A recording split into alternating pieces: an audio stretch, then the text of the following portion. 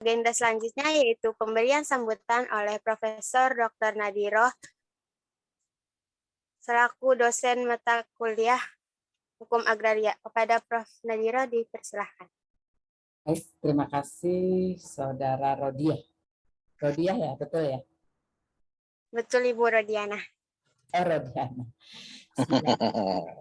Assalamualaikum warahmatullahi wabarakatuh. Waalaikumsalam warahmatullahi wabarakatuh. Yang terhormat, saya manggilnya Profesor Dekan nih, Profesor di MSI, Profesor Dekan Fakultas Ilmu Sosial. Yang saya hormati Profesor doktornya ada dua kalau nggak salah. Oh, magisternya yang ada dua. Profesor Dr. Cipto Sumadi, MPD, MSI. Ya, kalau nggak salah begitu ya. Ini Profesor Prodi Pendidikan Pancasila dan Kewarganegaraan, PPKN. Terima kasih, sebuah kehormatan untuk kelas hukum agraria telah dihadiri Bapak Korprodi dan Bapak Dekan. Ini nggak pernah loh. Ya, alhamdulillah dalam rangka Hari Lingkungan Hidup Sedunia, Only One Earth, Sustainability in Harmony with Nature. Ibu dan Bapak hadirin yang saya muliakan, sebenarnya Hari Lingkungan Hidup Sedunia ini hanya untuk mengingatkan kembali telah 50 tahun dunia memperjuangkan agar bumi ini sustainable. Kalau kita di PPKN itu bumi, air, ruang angkasa, dan kekayaan alam yang ada di dalamnya sebesar-besarnya digunakan untuk kemakmuran rakyat. Artinya apa? Mahatma Gandhi telah mengatakan bahwa bumi ini, seluruh ruang angkasa, air, kekayaan alam sangat bisa memenuhi kebutuhan manusia. Artinya penduduk di atasnya sangat bisa dipenuhi oleh bumi ini. Namun tidak mungkin memenuhi keserakahan manusia. Artinya kalau ada satu saja yang serakah, bumi tidak sanggup menopangnya. Bayangkan kalau yang serakahnya lebih dari satu, bisa dibayangkan apa yang terjadi. Nah, alhamdulillah melaporkan atau menginformasikan bahwa mata kuliah ini telah menebar dan menabur konsep dan nilai-nilai positif tentang bagaimana pengenalan hukum agraria dan lingkungan hidup kepada masyarakat. Jadi ada sekitar 80 video ditebar di YouTube. Mungkin Bapak Dekan, Bapak Korprodi bisa search misalnya Rodiana. Gitu. Itu apa, tentang apa dia? Dia sudah berkontribusi kepada masyarakat, menyebarkan hal yang baik, kampanye tentang lingkungan hidup, kampanye tentang ketaatan terkait dengan hukum agraria. Mungkin itu yang bisa saya sampaikan. Ini salah satu bentuk evidence portofolio mahasiswa dalam mata kuliah hukum agraria. Mudah-mudahan bisa menjadi lesson learn bagi mahasiswa lain. Di kelas-kelas lain ada satu lagi kelas konstitusi. Kalau kelas PKLH mereka menggawangi event dialog interaktif dengan siswa SMA. Nah, yang konstitusi saya tidak tahu dia berjalan apa tidak webinarnya. Terima kasih, saya kembalikan kepada panitia. Assalamualaikum warahmatullahi wabarakatuh. Assalamualaikum warahmatullahi wabarakatuh. Terima kasih atas sambutannya Prof. Nadiroh. Marilah kita lanjut untuk mendengarkan pemberian sambutan oleh Profesor Dr. Cipto Sumadi, MSI, MPD, selaku Koordinator Prodi Pendidikan Pancasila dan Kewarganegaraan FIS-UNJ. Pada Pak Baik, terima kasih. Bismillahirrahmanirrahim. Assalamualaikum warahmatullahi wabarakatuh. Waalaikumsalam. Terhormat Dekan FIS Universitas Negeri Jakarta, Profesor Dr. Sarkadi, MSI. Terima kasih Prof sudah berkenan hadir. Kita percepat saja karena Prof akan menghadiri prosesi pemakaman Pak Abdul Syukur yang kemarin sore dipanggil oleh Allah Subhanahu Wa Taala, dosen sejarah. Prof Sarkadi yang saya hormati, Prof Nadiro. Saya sering menyebut Bunda Prof Nadiro karena beliau ini memang begitu kesibukannya menurun sedikit setelah jadi direktur pasca, begitu kuat mendorong dosen-dosen, tentu dengan Prof Sarkadi, dosen-dosen PPKN untuk menjadi guru besar, termasuk saya. Dan sekarang Prof Sarkadi, saya laporkan juga Pak Hussein sedang mengumpulkan, sudah ada satu kontainer di Prodi. Mudah-mudahan ini juga akan mendorong apa yang Prof Sarkadi dan Prof Nadiro sarankan. Baik, terima kasih teman-teman mahasiswa, saudara mahasiswa yang telah mengundang saya untuk hadir dalam seminar ini. Tentu sebagai Korpori saya menyambut sangat luar biasa kegiatan ini karena ini bukan saja sekedar untuk melakukan seminar, tetapi juga berlatih bagaimana menyelenggarakan sebuah seminar, gitu ya, melalui Zoom seperti ini. Karena ini adalah dunia Anda di hari ini maupun di kelak kemudian hari. Sebagai akademisi tentu salah satu kewajiban kita adalah sharing akademik yang kita miliki. Meskipun itu levelnya adalah level dalam lecturing, gitu ya.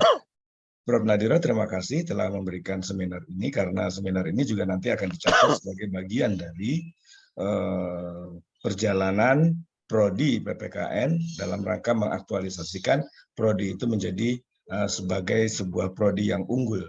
Karena keunggulan itu tidak hanya kata-kata, tetapi juga harus dibuktikan dengan perbuatan-perbuatan nyata.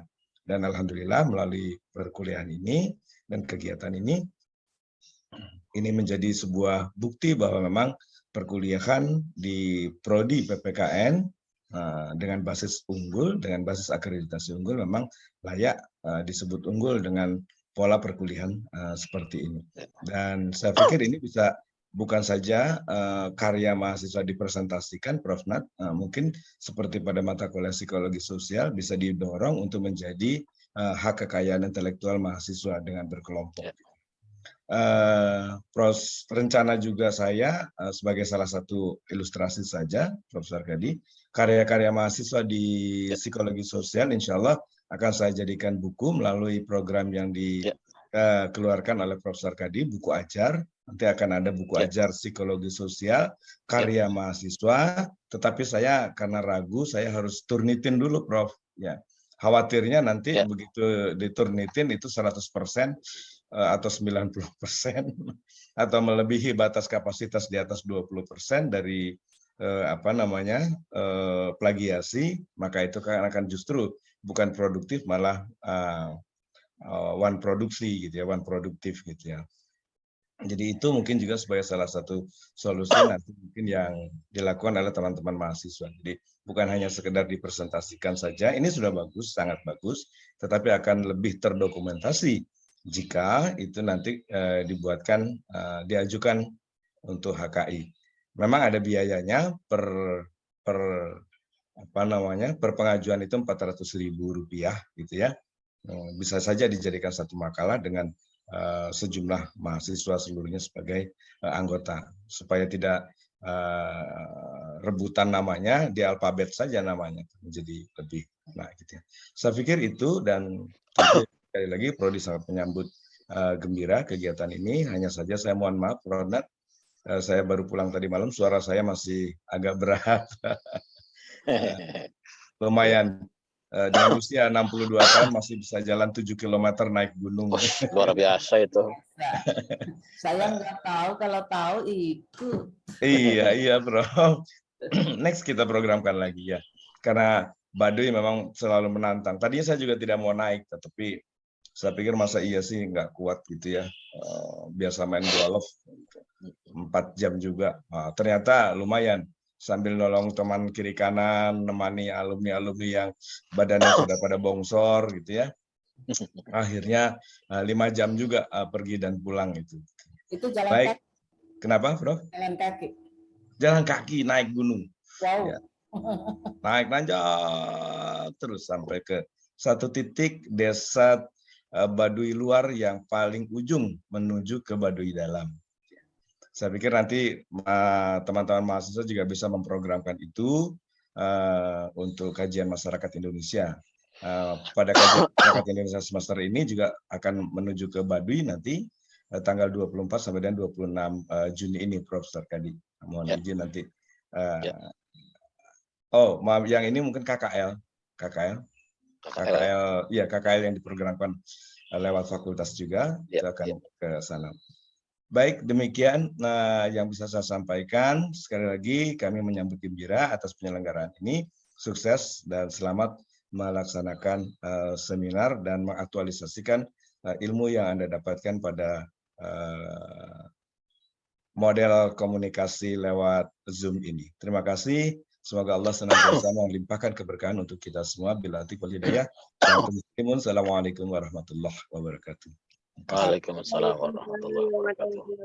Terima kasih Prof. Dr. Cipto Sumadi atas pemberian sambutannya. Agenda selanjutnya marilah kita dengarkan pemberian amanat oleh Profesor Dr. Sarkadi MSI selaku Dekan Fakultas Ilmu Sosial. Pada Prof. Sarkadi, dipersilakan. Baik, terima kasih. Mohon izin Bunda Prof. Nadiro, Prof. Cipto, Korpoldi, PPKN. Bismillahirrahmanirrahim. Assalamualaikum warahmatullahi wabarakatuh. Waalaikumsalam. Selamat siang, salam sejahtera buat kita semua. Om Swastiastu, Namo Buddhaya, salam kebajikan. Bismillahirrahmanirrahim. Alhamdulillahirabbil alamin. Wassalatu wassalamu ala asyrofil anbiya'i wal mursalin. Sayyidina Maulana Muhammadin, Rabbi shrah li sadri wa yassir li amri wa hlul 'uqdatam min lisani yafqahu qawli. Saya mohon maaf, ini kondisinya saya di dalam mobil. Sebentar lagi Pak Syukur mau dibawa ke musola untuk disolatkan, setelah itu baru dibawa ke pemakaman. Tadi saya sudah sempat ketemu dengan Pak Rektor, Prof. Cip, Bunda Nadiro. Pak Rektor buru-buru juga karena mau menguji lanjutan ya, Pak Hasto ya. Kebetulan katanya jam 11 Ibu Megawatinya hadir, jadi agak lebih ketat.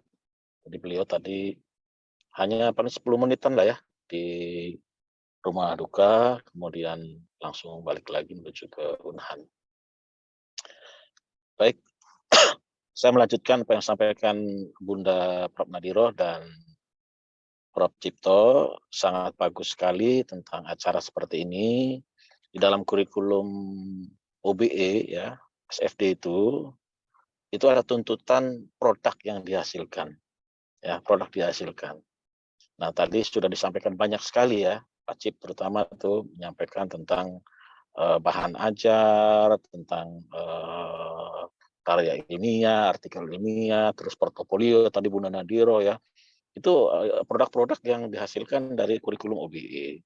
Nah, webinar juga bagian dari kurikulum itu ya, bagian dari kurikulum itu. Sehingga apa? Sehingga kalau seluruh mata kuliah modelnya seperti ini, di mana pemberian kesempatan kepada peserta didik, mahasiswa, melakukan aktivitas dalam bentuk proyek-proyek seperti ini, saya kira sangat bagus sekali ya. Jadi beriringan antara Merdeka Belajar Kampus Merdeka dengan kurikulum OBE dengan apa yang kita laksanakan hari ini.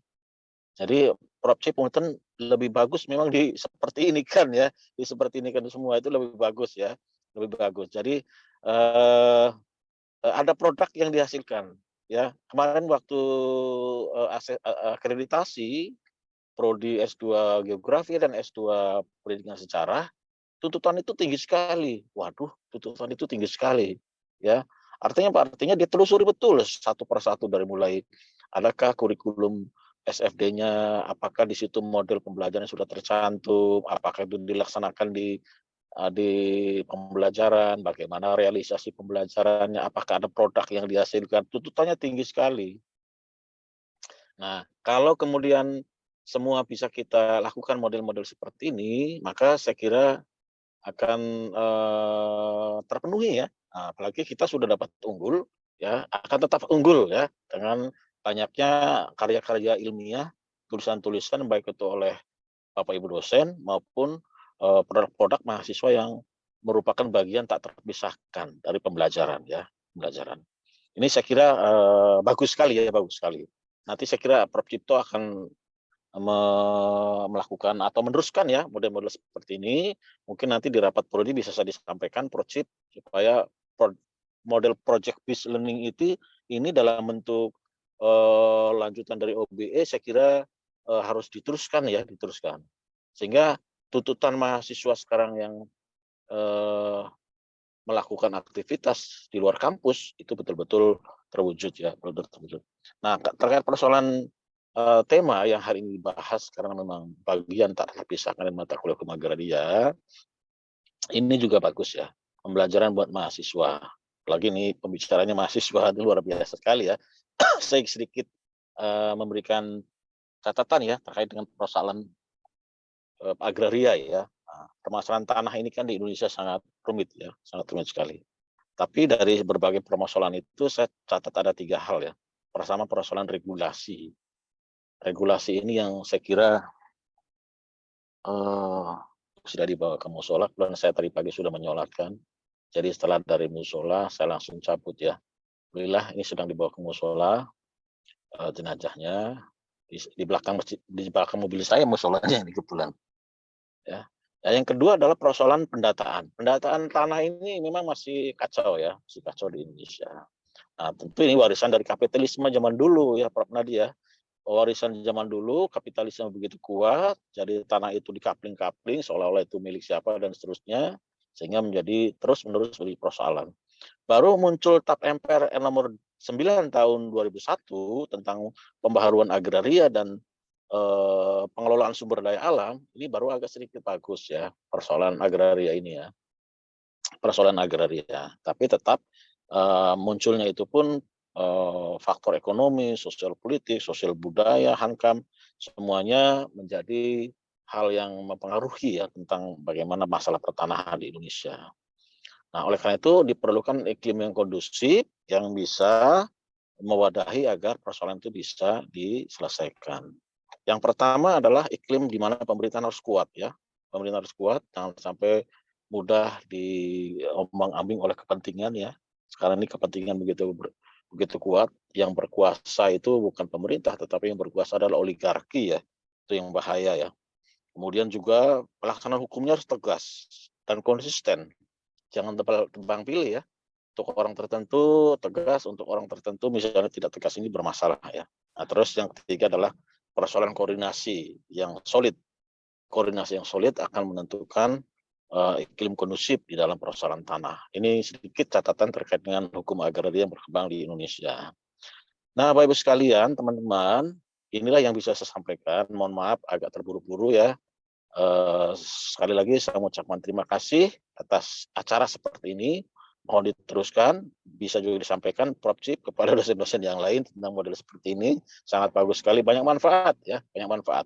Pertama, saya kira mahasiswa diberi kesempatan untuk mengaplikasikan dirinya ya, mengaplikasikan dirinya untuk bagaimana memanage suatu kegiatan. Tadi Prof. Cip sampaikan seperti IO ya, bagaimana memanage suatu kegiatan seminar dan seterusnya, bagus sekali ya.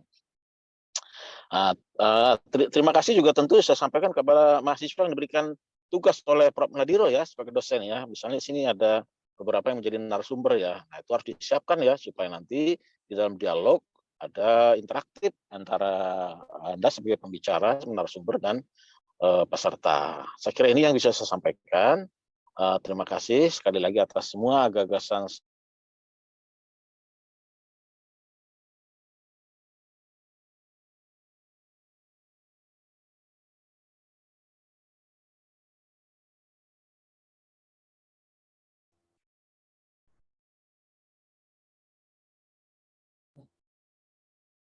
Putus ya?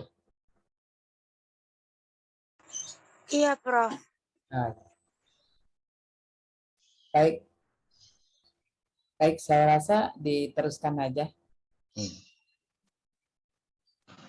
Baik, terima kasih kepada Profesor Kadi yang sudah menyampaikan amanatnya. Marilah kita masuk kepada inti acara, yaitu penyampaian materi oleh para narasumber. Kepada moderator, silahkan diambil alih untuk memandu jalannya penyampaian materi. Oke, selanjutnya ada pemateri yang kedua, yaitu Kak Andika Ramadan. Bagaimana nih, Kak Andika sudah ada di ruang Zoom? Sudah, Cidel. Baik, teman-teman, Kak Andika ini membawakan materi yang sangat unik juga nih, yaitu tentang mengenal tanah ulayat sebagai hak ulayat masyarakat adat. Wah, bisa langsung dimulai saja nih, Kak Andika. Kepada Kak Andika dipersilahkan. Baik, terima kasih kepada Cahya Dewi yang telah menjadi moderator kita pada hari ini. Assalamualaikum warahmatullahi wabarakatuh. Salam sejahtera untuk kita semua. Shalom, Om Swastiastu, Namo Buddhaya, salam kebajikan. Yang saya hormati Bapak Profesor Dr. Sarkadi MSI selaku Dekan FISB. Kemudian yang saya hormati Bapak Profesor Dr. Cipto Sumadi MSI MPD selaku Koordinator Program Studi Pendidikan Pancasila dan Kewarganegaraan. Kemudian yang saya hormati Ibu Profesor Dr. Nadiroh MPD selaku dosen pengampu mata kuliah Hukum Agraria dan Lingkungan, serta yang saya sayangi serta banggakan teman-teman mahasiswa-mahasiswi PPKN FISB. Izinkan saya untuk memaparkan materi yang akan saya angkat, yaitu tentang mengenal tanah ulayat sebagai hak ulayat masyarakat adat. Next. Nah, sebelum masuk lebih lanjut lagi, kita harus mengetahui dulu definisi dari hak ulayat. Menurut Budi Harsono, hak ulayat adalah seperangkat wewenang dan kewajiban suatu masyarakat hukum adat yang berhubungan dengan tanah yang terletak dalam lingkungan wilayah adatnya. Nah, wilayah adat ini biasanya disebut sebagai tanah ulayat sebagai pendukung utama penghidupan dan kehidupan masyarakat adat yang bersangkutan sepanjang masa. Kemudian definisi menurut Kartasaputra, hak ulayat adalah hak yang paling tinggi atas tanah yang dapat dipunyai oleh suatu himpunan hukum berwujud suku atau desa demi memberikan jaminan keteraturan dan penguasaan tanah tersebut. Jadi bisa kita simpulkan hak ulayat adalah himpunan atau kumpulan kewajiban dan kekuasaan yang dimiliki oleh masyarakat hukum adat. Next. Nah, tadi kita sudah membahas tentang definisi hak ulayat. Sekarang kita akan membahas lebih spesifik, yaitu tentang tanah ulayat. Menurut Arba, tanah ulayat adalah suatu bentuk wilayah hukum yang ada pada masyarakat adat, di mana kepemilikannya dapat dipegang oleh masyarakat yang tinggal di sana, yang dipimpin oleh tokoh adat. Kemudian, menurut Budi Harsono, tanah ulayat merupakan tanah kepunyaan bersama yang diyakini sebagai karunia suatu kekuatan gaib atau peninggalan nenek moyang kepada kelompok yang merupakan masyarakat hukum adat sebagai unsur pendukung utama bagi kehidupan dan penghidupan kelompok tersebut. Nah, jadi bisa kita simpulkan bahwa tanah ulayat adalah bidang tanah yang di atasnya terdapat hak ulayat dari suatu masyarakat hukum adat tertentu. Next. Nah, kita biar jelas nih apa hubungan, biar kita lebih memperjelas lagi apa hubungannya antara hak ulayat dengan tanah ulayat. Jadi tanah ulayat adalah objek dari hak ulayat, sedangkan subjek dari hak ulayat adalah masyarakat hukum adat itu sendiri. Jadi kita ketahui bersama bahwa tanah ulayat merupakan objek dari hak ulayat masyarakat adat. Next. Kemudian kedudukan tanah ulayat bagi masyarakat adat. Kedudukan tanah ulayat sangat penting bagi masyarakat adat karena yang pertama adalah sifat umum dari tanah itu sendiri, yaitu tanah itu benda kekayaan yang meskipun mengalami keadaan yang bagaimanapun, sifat itu tetap dalam keadaannya bahkan jadi lebih menguntungkan. Contohnya adalah pada saat ini mungkin penduduk itu semakin banyak, tapi kebutuhan akan perumahan juga meningkat. Tapi jumlah tanahnya kan tidak bertambah, artinya jumlah tanahnya itu tetap. Nah, karena semakin banyaknya penduduk dan permintaan akan perumahan semakin besar, akhirnya harga tanahnya itu jadi naik gitu setiap tahun. Next.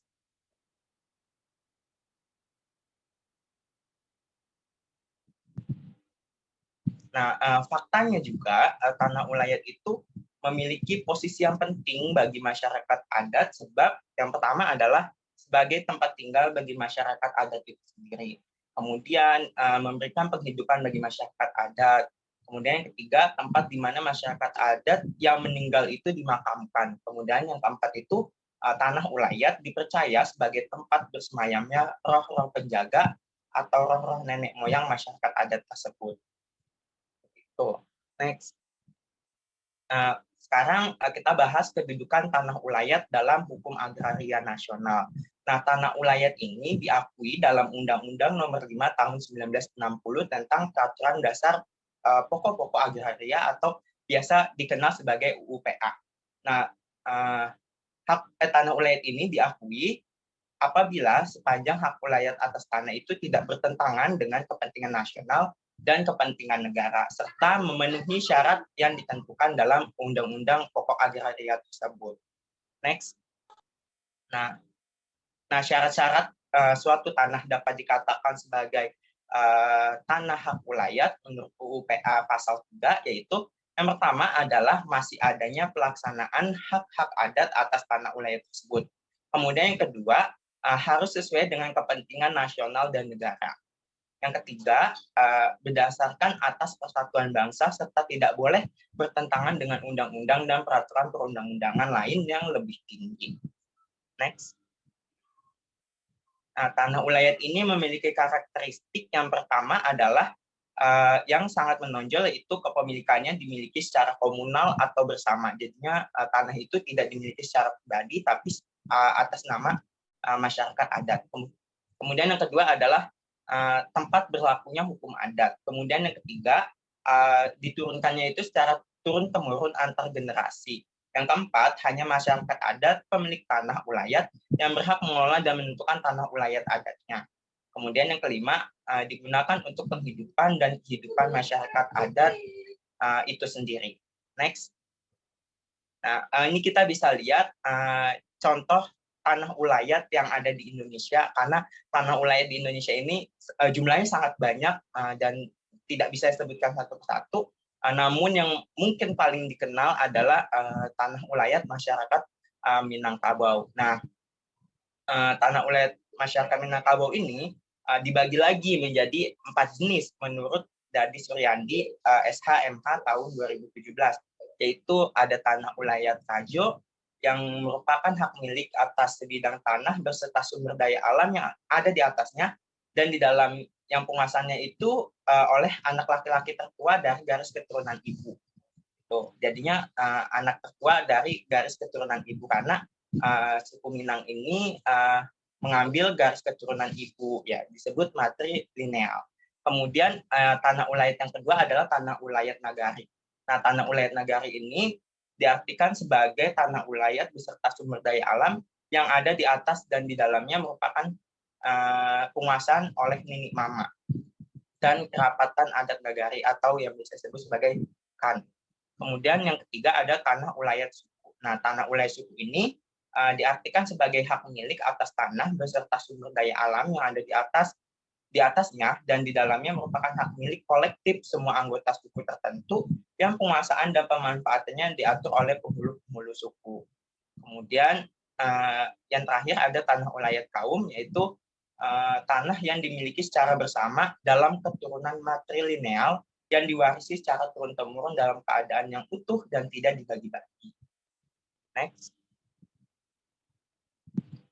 Nah, kemudian ada lagi yang tadi sempat dibahas oleh Prof. Cipto, itu masyarakat adat Baduy. Ya, jadi masyarakat adat Baduy ini membagi diri mereka itu ke dalam 2 kelompok, yaitu Tangtu atau Baduy Dalam yang menguasai 3 buah kampung. Nah, kampung ini berlaku tanah ulayat, yaitu Cikesik, Cibeo, dan Cikartawan. Kemudian masing-masing dari tanah ulayat itu dipimpin oleh seorang puun atau ketua adat, dan penamping dan ada lagi mereka itu satu lagi itu Baduy luar atau yang biasa disebut sebagai penamping yang dipimpin oleh Jarod 7 yang meliputi yang tanah ulayat itu meliputi 7 kampung, yaitu Kampung Kadu Ketuk, Cihulu, Cisaban, Cibengking, Ompol, Nungkulan, dan Kudu Ketuk bagian hulu. Ini menurut Batubara tahun 2019. Next. Nah, ini kita akan menghubungkan tanah ulayat ini sebagai tempat pelestarian lingkungan hidup. Nah, secara definisi Undang-Undang Nomor 32 Tahun 2009 tentang Pelindungan dan Pengelolaan Lingkungan Hidup mendefinisikan masyarakat adat itu adalah kelompok yang memiliki hubungan yang kuat dengan lingkungan hidup. Artinya undang-undang tersebut sudah mendefinisikan nih bahwasanya masyarakat hukum adat itu lekat sekali hubungannya dengan lingkungan hidup di mana tempat mereka tinggal. Seperti itu. Next. Nah, menurut Chandra tahun 2020, masyarakat adat adalah pengelola kehutanan yang paling handal dan dapat dipercaya, sehingga kalau misalnya pemerintah atau pengusaha ingin suatu wilayah itu dapat dilestarikan sekaligus dapat dimanfaatkan, maka tanah tersebut harus diikutsertakan gitu ke ikutsertaan dari masyarakat adat yang memiliki tanah ulayat tersebut. Tuh. Kemudian pelestarian lingkungan hidup ini juga dipraktikkan oleh masyarakat Baduy, di mana pada wilayahnya itu ada pikukuh atau aturan dan larangan yang tidak memperbolehkan menghancurkan gunung dan lembah, serta suku Baduy juga mengajarkan bagaimana kita itu mampu memanfaatkan alam yang berkelanjutan, sehingga alam itu tetap bisa bermanfaat, tapi kita tidak merusaknya gitu. Seperti itu. Sebab masyarakat Baduy ini menyadari betul begitu pentingnya alam bagi kehidupan manusia dan makhluk lainnya. Hal ini juga dibuktikan di mana masyarakat Baduy itu memiliki luas wilayah, tanah ulayat itu memiliki luas yaitu 5.136 hektar yang dibagi menjadi dua, yaitu 3.000 hektar menjadi wilayah hutan lindung dan 2.136 hektar itu menjadi tanah garapan dan pemukiman. Nah, bisa kita lihat bahwa luas wilayah pada tanah ulayat masyarakat Baduy jauh lebih luas daripada tanah untuk pemukiman dan tanah garapan. Next. Nah, ini permasalahan yang timbul dari tanah ulayat di Indonesia yang tadi sudah Prof. Sarkadi sempat singgung, yaitu perubahan tanah ulayat yang bersifat komunal yang tadinya kepemilikannya itu bersama menjadi tanah milik pribadi. Contoh masalah tanah ulayat ini adalah di mana adanya praktik jual beli tanah ulayat di masyarakat adat Minangkabau. Jadinya tambah lama tanahnya itu semakin sedikit karena dijual gitu. Jadinya jadi bukan milik orang Minang lagi, tapi sudah jadi milik orang lain atau orang luar atau perusahaan seperti itu. Kemudian yang kedua, sengketa tanah ulayat antar masyarakat adat. Nah, ini juga sering terjadi, jadinya antara masyarakat adat dengan masyarakat adat ini terjadilah konflik horizontal yang berujung pada gugatan bersengketa antara pemilik tanah ulayat. Ini juga banyak di Sumatera Barat gitu, yang akhirnya menimbulkan permusuhan dalam suatu kaum persukuan yang masih berada dalam satu daerah tersebut. Kemudian yang ketiga, sengketa tanah ulayat antara masyarakat adat dengan pemerintah. Nah, ini yang sebetulnya kita sayangkan juga ya teman-teman, bagaimana negara mengakui tanah ulayat ini, namun pemerintah atas nama negara mengklaim tanah ulayat masyarakat adat untuk dibangunkan suatu infrastruktur yang sekiranya itu tidak menguntungkan gitu untuk masyarakat adat itu sendiri.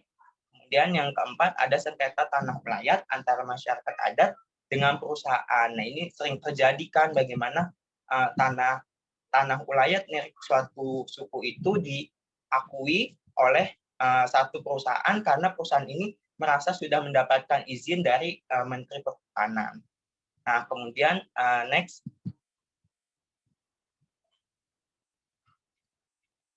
Next. Nah, solusi yang saya temukan dari beberapa jurnal yang saya baca, Yang pertama itu perlu adanya pendataan dan pendaftaran tanah wilayah di Indonesia secara terpadu. Kemudian yang kedua itu pemerintah harus menghormati serta melindungi masyarakat adat dan hak wilayahnya, termasuk tanah wilayah. Kemudian yang ketiga, hadirnya Undang-Undang Nomor 2 Tahun 2012 tentang pengadaan tanah bagi pembangunan untuk kepentingan umum yang menjamin ganti kerugian atas tanah wilayah. Next.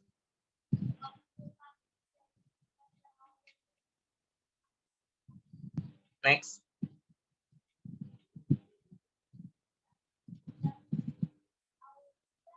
Nah, mungkin ini ada daftar pustaka dari beberapa jurnal. Next. Mungkin sekian ya presentasi materi saya yang saya angkat pada hari ini. Kurang lebihnya saya mohon maaf. Wassalamualaikum warahmatullahi wabarakatuh. Saya kembalikan kepada moderator.